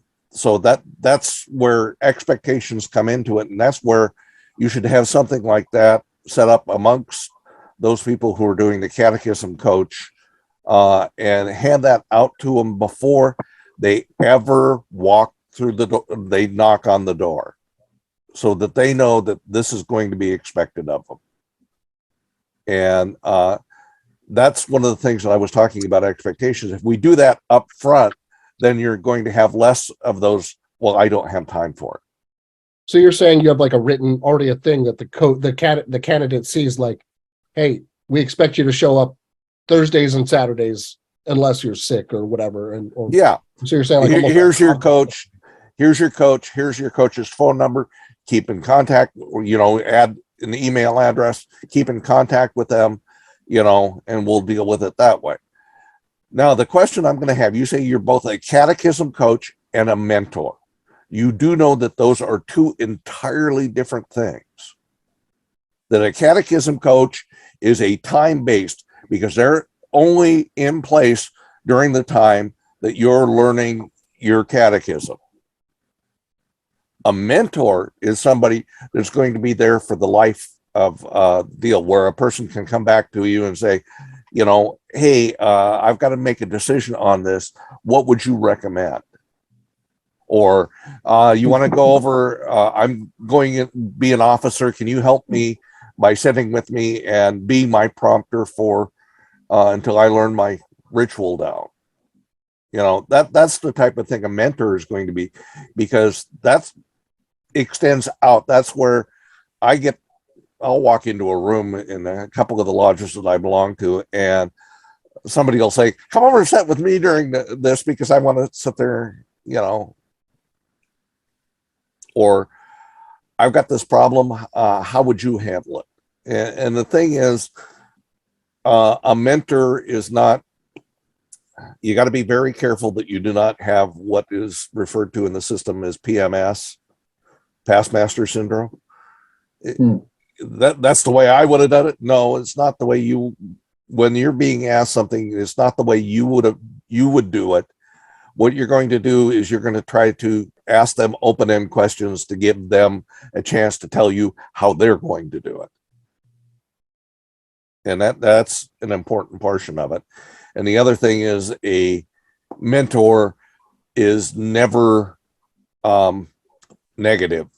You have to be positive always in your response. And that really helps, because then you've got somebody who can go to you without judgment and ask what they consider a stupid question. And you know that it's not stupid because you've tripped over it yourself. Mhm. I think something we're lacking here in Virginia is we have all sorts of information. We have a mentor's manual. We have allegedly a mentor's program that the Grand Lodge issues. I have not, in my 36 years as being a Mason, I have not once seen a concerted effort by the Grand Lodge to come to the lodge and say, look, this is how the mentors program works. This is how you're supposed to implement it. Here's how you go about making it work, where you have a mentor assigned to people, and here's what they're supposed to be doing, and here's how it's going to be successful for your lodge. It's sort of like it's in a book somewhere. Maybe some lodges make a good effort of having mentors. The majority of us don't. And if you ask the average Mason, who's your mentor or who runs your mentors program, they'll look at you like, huh? Well, Ron coaches the guys, and that's it. Yeah. And yes, Ron, I keep using you as an example. I'd rather put a name on it when I talk about people. Well, I'd like to think that I'm both. I'm probably not a great mentor because I'm, like you just pointed out, we shouldn't be negative. And there are some times where I'm not negative to my brothers, but I'm negative about, like, oh, dang, another business meeting, or, whatever. Like, I'm kind of annoyed by logs sometimes, but. Well, the thing is that if you are going, it's another business meeting, then what are you doing to fill your own expectation? What are you doing to sit there and change that, to sit there and say, okay, tonight, when we get done, we're going to go down to the refreshment room. I'm going to sit there and put up the screen, and I'm going to, I've Googled Masonic Jeopardy, and we're going to play Masonic Jeopardy. That's an interesting idea. Do you think, Dale, let me ask, do you think the majority of the lodges in Oregon are living up to this framework you're putting out there of meeting expectations, or is it something you're just hoping to bring about? This is something that I am bringing about one opportunity at a time. Okay. I've got a pocket full of the little 2 or 3 minute things that I can sit there and show somebody and show them that there is enough masonry that is sitting out there in front of us, that if we take time to study it, we're going to find out. I'm going to give the prime example is that most of the lodges that we've got around there have 3 lights around the altar. Do you know why they're around the altar? As opposed to being somewhere else in the room, or they should be why they at exist at all? they should be at the position of the master and the wardens, and there should be a light at the altar. The reason why they got changed is because in the early 1900s, they put electricity into the building, and it was expensive. So they only had one outlet out there to light the 3 lights. So they moved them into the altar so they didn't have to pay as much, because as of today, anytime that you're making an improvement to the lodge, we never want to pay that much. So you're saying that when it was just candles or oil lamps or whatever, they were physically east, west, and south? Yes. And then there was one at the altar to illuminate the Bible. I think as an aside, I think almost all of you have been in a lodge room where they have the little candle, it's a candlestick with the light screwed in, it's a candle bulb, but it's like the little orange flickering thing.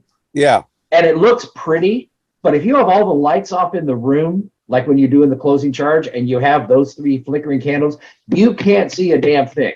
So decorative and nice as they are, the 3 candles, the 3 lights should be bright enough that when you're standing around the altar, you can actually see the people there in shadow, but you can see them. You literally, I've been in lodges that have those candles. you can't see the jewels on the Bible. You just have a dim idea that here's this altar and there's probably a book on it and there's a guy here and a guy here, but you can't see anything. Well, I that's can't stand because those candles. yeah, so somebody has sat there and seen them and thought they looked really cool, and they brought them in and they Yep. put them in the lodge because they showed up in the catalog somewhere. Yes. Again, the reason why the lights were at the positions of the officers is so that they could illuminate their position to see what the master had written on his tracing board. Oh, interesting. Okay. So it's for them to see. Okay. Yes. And that's the reason why they were there, is the fact to illuminate their work. Well, but it's specifically alluded to in the ritual as well. Yes, it is. And go ahead. Over in the UK, we still have the three candles at the east, west, and south. Okay. And during the degrees, we actually switch off everything except for the Worship Master's candle. So you are groping around in complete darkness. Oh, wow. Interesting. See, and this is something that I've found by traveling, is the fact that even in some of the ones out there on the East Coast, if you look at some of these older lodges that they've got out there, you will find either the brackets for a sconce on the side of the podiums for the three positions that have been removed because they've moved the lights in to the center. Right. You see where the sconce used to be. Yes. Okay. One of the traditions we have in the lodge that I'm currently attending is the fact that when the lights come on, when the master goes up and flips on the light on the G up front, both of the wardens reach behind them and there's a light above their head that they turn on. And the reason why is because if, and occasionally we will have a presentation or something in lodge, they turn out the lights are still on where they can see their work. Interesting. Most places we have there are all the light switches are behind the junior warden next to the door. There's a light in my lodge. Most lodges, the altar has a light switch, and it's so wired that when you have the candles plugged in, when you turn on the switch at the altar, it turns on the G in the east. You don't have to have a separate turn around and turn it on. Some lodges, it's behind the junior deacon. Yeah. And again, that is the way that it's wired in the lodge. That's the way that they've paid to have it, and what they decided that they wanted as a tradition. Most of the lodges that I've attended out here in the West, there's a separate light that the master reaches down and he is in control of that light for the G. Right. I think it's worth writing a paper in and of itself, just talking about how the lights are positioned in a lodge in various countries and all like that. So, Dale, I want to ask a question since we have the presiding officer for the council in Oregon. Okay, what is it? And again, for those of you who came in late after we started all this, Virginia and West Virginia are the only two states where we have a Royal Arch chapter and a commandery, and two of the council degrees, Royal and Select Master, are found within the chapter. And technically, because they reworded the name of the Grand Chapter, we're the Grand Chapter and the Grand Council of Virginia. Virginia and West Virginia don't have council degrees. So I only know of Select and Royal Master as receiving them on my way to getting my Royal Arch chapter degree, Royal Arch degree. And whereas everywhere else, I have to be a Royal Arch Mason and then I go petition a council. So what is it you do in the council that sets you apart from the other appendant bodies in the York Rite? Because we are the repository of knowledge within the York Rite. We conserve, we collect and conserve the knowledge of Masonry. Okay. And that's something you actively do. I mean, as a matter of fact, well, that's something I actively do. As a matter of fact, when I next year after I go out of my other grand role, I'm going to be going around and collecting an oral history from the lodges, chapters, and councils of the state, so that we don't lose all that institutional knowledge that we currently have, that we're losing as these older members age out. That definitely needs to be done. I agree. And this is something, it's really simple. If we can do a podcast, you can take it around and collect this oral knowledge and, you know, turn it over. We've got both, well, I've got the Grand Lodge on my butt right now because when our research lodge was about to fail, I was given a box that contained a number of papers and a number of tapes of presentations that were, and told to put it away for 10 years.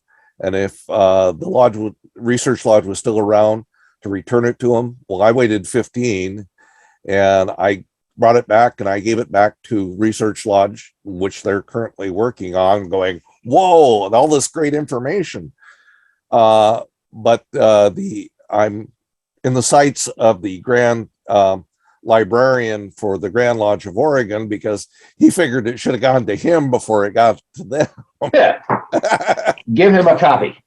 No, they're going to charge him for a copy. Oh, well, fair enough. You got operating expenses. Well, but the thing is that we need to do this. I got asked to find some information. We had a grand seal that was just a smudge on the paper, and I had to go back and I did research back through a number of old transactions of the Grand York Rite until I found where this was originally presented and accepted, and was able to get it out and update our records to have this thing, which now has meaning to the people. Before, like I say, it was just a dark smudge on a piece of paper that said it was a grand seal. Right. You know, it's one of those things that we need to be able to go back and look at that and do research and do that. And the council, because of the lessons that are taught in the council degrees, is basically a group of conservancy.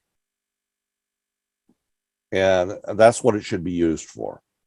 Oh, wow. Okay. That's cool. I wonder if I could bring something up. A book club I'm in, a Masonic book club. We had a gentleman come in, a brother, who had, I don't know if any of you are familiar with the Masonic book club that issued books from 1970 to 2010. He has one of the very few collections of all 49 volumes. And apparently he's got quite a bit of money invested in it. He's looking for a group or an individual who would like to get this. Apparently he's going to go through cancer surgery or a cancer treatment, and not expecting it to go very well, but he's looking for like $3,400 for $3,450, something like that, for this collection. But, you know, if you know anybody who's interested, I could pass along his information. What I would recommend for you to do is do you have a library in your grand jurisdiction? We do. I'm not sure if they're interested in purchasing that just yet. Brother, well, why are you not getting that? That seems to me like something you should jump on. I mean, I don't have $3,450 to spare right now. Oh, you mean $3,400? Yes. Yes. Oh, not $3,450. Yes. Well, no, I thought you said $300 or $400. I was like, wow, $300 or $400. That sounds like very under. Yeah. I would think there would be a research lodge in your state, or the Grand Lodge, like the Grand Lodge Library, would want to acquire those. That's definitely something. Too, and I think he's trying to talk to some of those groups, but I just thought I'd bring it up with this group because I know a lot you might have. That's certainly that's a collection. I mean, if you could talk your lodge into buying it, that would be the best bet, because you help a brother out because he needs the money. But also, you guys should keep those books if he's a member of your lodge. I mean, that's a He's Hey, not that's- a member of my lodge. He's in a book club that I'm in. That's Oh, okay. much bigger. I was gonna say that is a precious collection. I mean, I know a couple of the books. I know I'd love to get a hold of a couple of them, but. So is each volume like different books that were issued that year? That's my understanding. Yep. Yeah, Oh, wow. like one of them is that the Preston Webb. They did, I think I think in '76 they did a reprint of the Preston Webb ritual.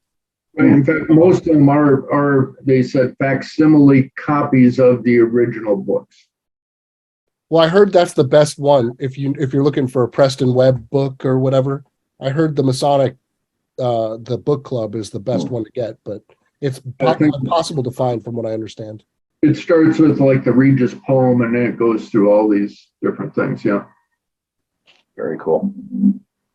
All right, we have well, we're coming up on 11:45, so I really have to say this. I enjoyed the presentation, Brother Dale. I really enjoyed the question and answers we've had here. This has been a lively discussion.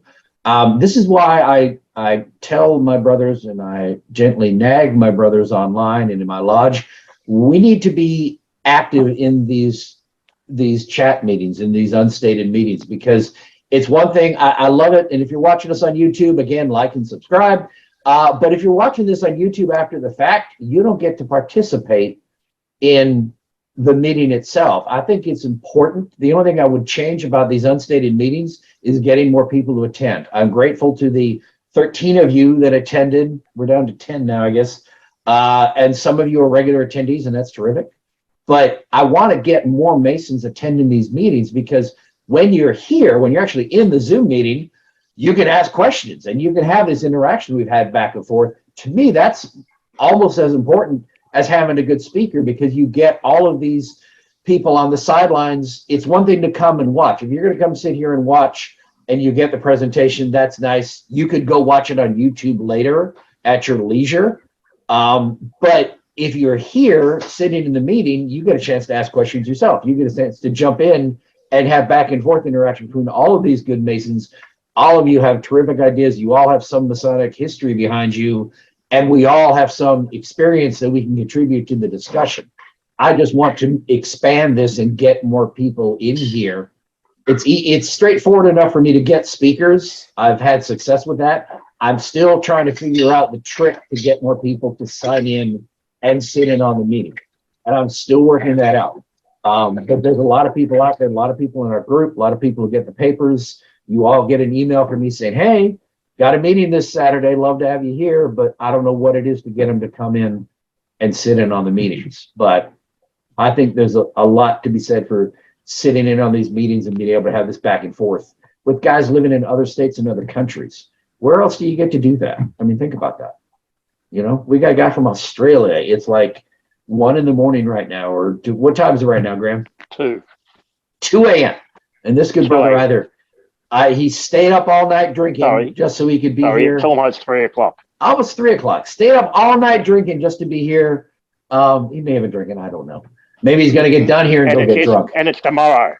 It's already tomorrow for him. Tomorrow. Yep. But, and he makes an effort to be here. So I don't know. I just want to say, I appreciate all of you for coming out. I just want to find a way to get more people here. So any more questions for Brother Dale? I really do appreciate you coming on, Dale. Yep, we do appreciate it, and especially, I mean, you are the. I'm sorry, I'm terrible at titles. You are the Grand Commander, the most illustrious Grand Commander of Oregon. Most illustrious Grand Master. Sorry, you are. Yeah. Okay. I'm the Deputy Grand Commander. Okay, yeah, I was trying to read my thing here. So you are the head of the council degrees in Oregon. Correct. Is the less formal title.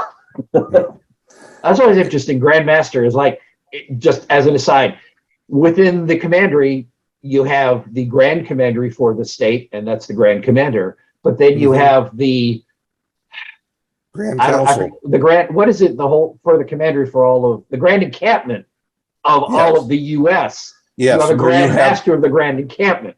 So Grand Master gets recycled as a title in the York Rite quite a bit. Well, that's the reason why I am the Grand Illustrious Master, is because the Grand Master is the Grand Master in this state. Correct. The Grand Master of all of the Masons at the Blue Lodge level. Yes. Yeah, Interesting stuff. the Grand Master of the Grand Encampment is his title. He is not just the Grand Master when he's in Oregon. When Right. he's in Idaho, he's the Grand Master. Okay. Okay. Well, I do appreciate you taking time to be with us. Clearly, we're on the same path and we're pursuing the same goals of bringing Masonic education and making Masonry better. So we're kindred spirits here, Dale. I do appreciate you being here with us today.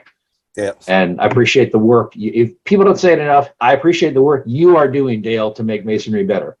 We need to buck each other up. There are only a few of us who seem to be actively working to advance the cause instead of just taking up the chairs and doing what doing what your part is for that year, and that's it. Some of us seem to be working a little harder trying to preserve the whole institution in the ways we see it needs to be preserved. And we've taken the basket off our candle and let people see what our passion is. There you go. That's a good way to see it. And I love it when I had a guy message me yesterday. He was sitting in Scottish Rite with someone, and he said, "Hey, this guy said to contact you." I said, "Okay, nice to meet you. I'll sign you up for our papers and join our group." So I'm getting a reputation out there, good, bad, or ugly. Brian can tell you, but I've got to get a reputation out there that people are reaching out to me. I love when somebody contacts me and says, "Hey, you do this research stuff. Help me find this." And it's nice that people are recognizing my efforts, because I'm doing this just to make it better. And if I'm a point of contact for people on this and I can point them in the right direction, then I'm doing my job right, I guess. But I really enjoy doing these Zoom meetings. And again, like and subscribe if you're watching us on YouTube later. I don't say that enough in the past. It's in the title card at the end of the Zoom meeting. It'll say, "Please like and subscribe," because I forget to say it during the meeting. That's what you're supposed to say. But I love the fact we can do this stuff on YouTube and Zoom and make this available for other Masons to stumble upon. And hopefully you're watching this and it's 30 years from now and you're like, "Oh, this is cool. They did all that back then." Yeah. And hopefully we're still doing it. But anyway. Thank you, Chris, for the opportunity. Yes. And thank you everyone who attended today, because it's the feedback that we get that helps us move forward, because we're able to refine what we're doing and reach a larger audience. Indeed. All right. Thank you all then. If no one has anything else, we're going to go and wrap it up. Oh, I do want to announce our next meeting.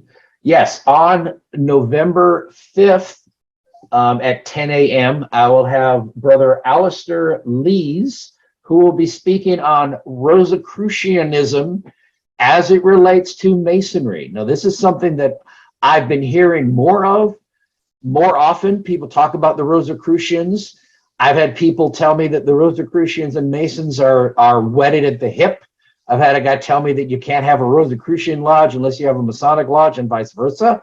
And I say, that's not true. But Rosicrucianism and Masonry definitely have some connections. And he's going to explore what part Rosicrucianism had in starting our Grand Lodge system, I think. So it should be very interesting. I want to hear more about, I don't know Rosicrucianism, but apparently there are some ties to Masonry, and I think he makes the case of Rosicrucianism's being an integral part of Masonry when it started with the Grand Lodge system and all like that. So that should be a most interesting talk. It has a lot to do with the continental Freemasonry of Europe. Yes. So I hope you all can attend for that for Brother Lees. Let's hope we have a good audience for him, because this is just another one of those esoteric topics that we're delving into here that I think is great to have the opportunity to bring this to you all and hear these things that you're not going to hear about in your average lodge, even your average lodge that has educational papers. I think we're kind of breaking new ground with the stuff we're bringing here. I'm trying to get more esoteric topics and more things that I'm interested in, and speakers who are talking about stuff I want to hear more about. So hopefully that translates to things you all want to hear about, and you'll have a chance to ask questions and all. So that should be a lot of fun. That's November 5th. And that's we have more coming up after that, but I'll just go one meeting at a time. So every few weeks, I've already got us mapped out through December and into January with our papers. I'm actually ahead of schedule with my speakers.